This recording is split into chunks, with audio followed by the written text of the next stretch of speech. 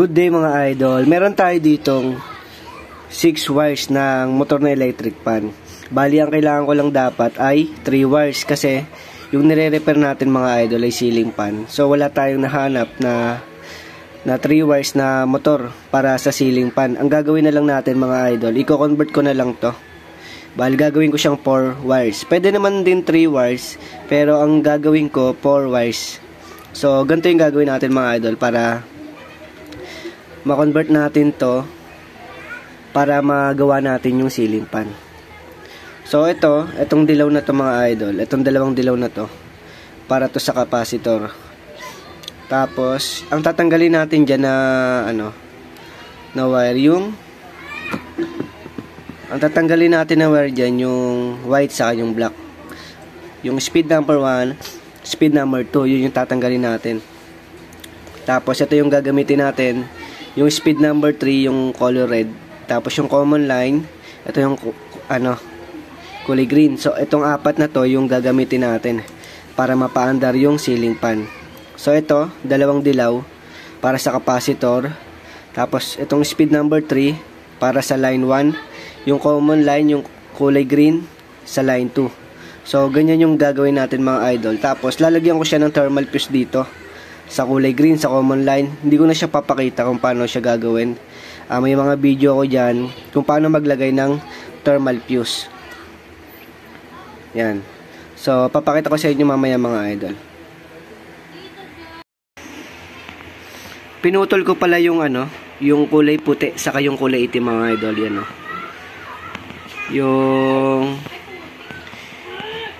yung speed number 1 saka yung speed number 2, yung kulay itim saka yung kulay puti, pinutol ko kasi dinugtong ko yan dito sa kulay dilaw sa capacitor para humaba.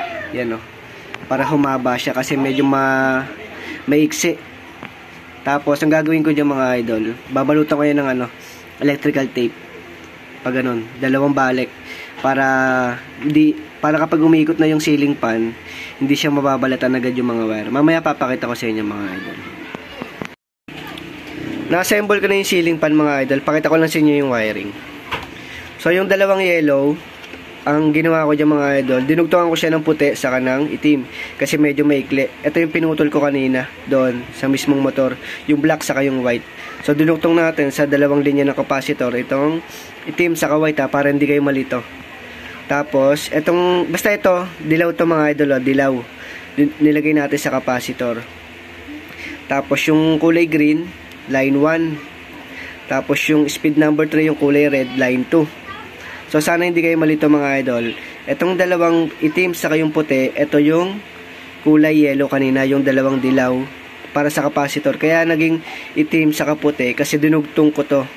Kasi may maiksi.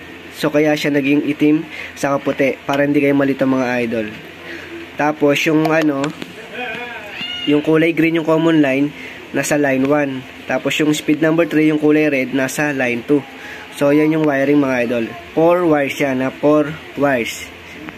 So ngayon papaandarin na natin to mga idol. So bago ang lalagyan ko muna siya ng, hindi ko na siya lalagyan ng tape mga idol. Makikita niyo naman na umiikot siya. So yan sasaksak ko na to mga idol. Ayan, kung makikita niyo umiikot na. So tignan natin ng kamay. Ito medyo hindi siya mapigilan ng kamay. Ayan So dapat pakanan yung ikot niya, hindi pa kaliwa Kasi kapag pakaliwa yung ikot nito mga idol, mali yung wiring na ginawa nyo. So dapat pakanan. So ayan mga idol, okay na okay yan yung pag-convert natin ng 4 wires. Sana may natutunan kayo mga idol. Kung sakaling walang 3 wires na available, 6 wires lang yung available, pwede nyo siya i-convert. So ganun lang mga idol, mag-convert ng 4 wires. Yung iba 3 wires, pero ako di ko na ginagawa yon. 4 wires yung ginagawa ko. Ganun din naman mga idol.